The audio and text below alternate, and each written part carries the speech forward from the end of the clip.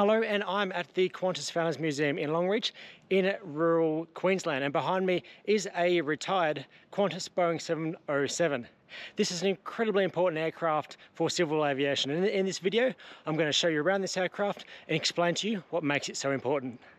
In the early 1950s, international airliners like this Lockheed Super Constellation dominated the market, although something new was just around the corner. The British aircraft manufacturer de Havilland were the first to the market with the ill-fated Comet, but what really brought the world into the jet age was the Boeing 707. But what's really interesting is that it almost didn't happen. Boeing only really concentrated on military aircraft, and towards the end of World War II they got a massive contract for the KC-97 in-air refueler.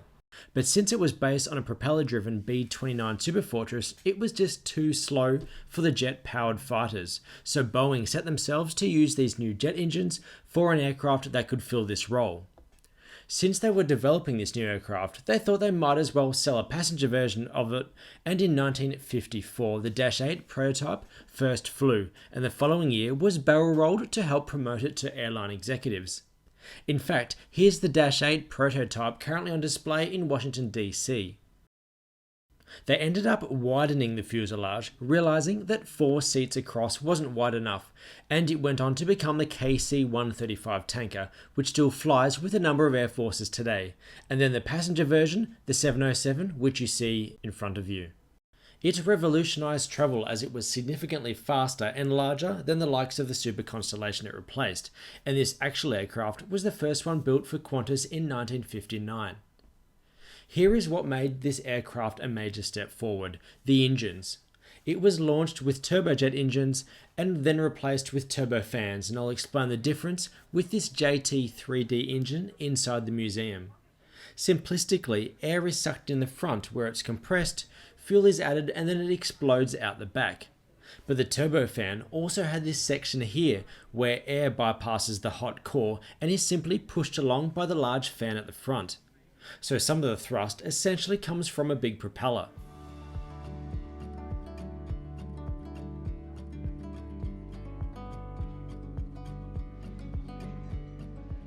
As you can see with this more modern Rolls-Royce RB211 fitted to the 747, the bypass ratio has increased to now the majority of the air sucked in at the front. The benefits of the turbofans are that they are quieter and more efficient. In fact, Qantas was so enthused about the new engines that they even repainted the aircraft with the V-Jet livery, which you can see on this particular 707.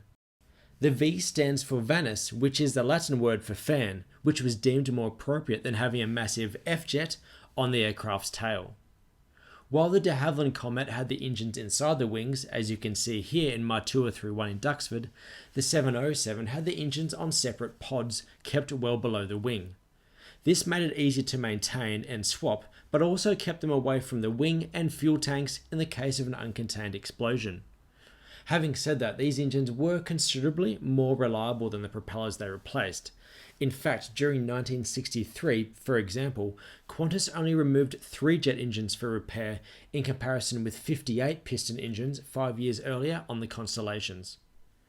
This aircraft was the first of 13 unique Qantas orders, where their 707-138s were shortened by 1.5 metres in front of and behind the wings. The idea was that they were essentially lighter, yet they would have the same fuel capacity so the range could be extended further. It would also be able to take off from Nadi in Fiji, which had a shorter runway. And that trans-Pacific trip was now considerably faster than the Super Constellation. In fact, a flight from Sydney to San Francisco via Fiji and Hawaii was only 16 hours, which isn't much slower than modern aircraft and 10 hours faster than its predecessors. Now let's head inside this aircraft, where you'll find the original seating has been removed as Qantas sold it and it had become a VIP luxury jet. On the tail now, you'll notice the registration says VH-XBA. It was first registered as EBA, although when it was sold, the registration name was transferred to a Qantas A330, which is still flying. So when this aircraft was purchased by the museum and flown back to Australia, they had to go with XBA.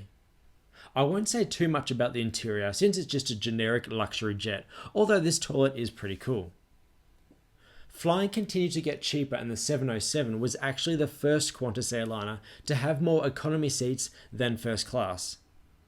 From 1965, Qantas ordered the 707-338, which was longer and had larger wings, enabling it to cross the Pacific non-stop for the very first time. In total, over 800 707s were built prior to production of the passenger version ceasing in 1978, although the military version continued until 1991, and a lot of those still fly today. In fact, here's a USAF KC-135 at the Avalon Air Show a few years ago. You'll notice that the engines have grown even larger as the bypass ratio continues to increase, hence the extra width. While none of the passenger versions still fly, next time you're at an airport, check out the front end of the popular 737, and you may notice some similarities as they essentially have the same face.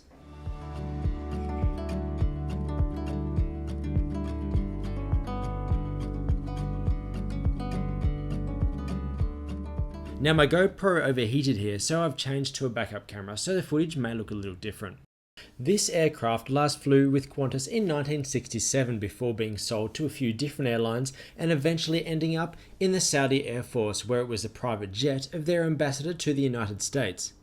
In 1999 it was sent to Southend in the UK for open storage and was eventually going to be scrapped before the Qantas Founders Museum and a group of aviation enthusiasts got together, restored it, and in 2006 flew it back to Australia. It looked fantastic in the metal, and it's a huge credit to those volunteers, as there aren't many 707s on display around the world. Let's check out the flight deck, which initially had 4 active participants.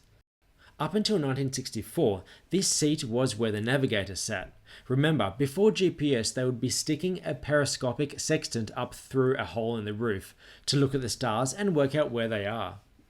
This hole was filled up with this aircraft once more modern navigation systems arrived. As usual, the captain sits on the left, the first officer on the right, and behind them was the flight engineer.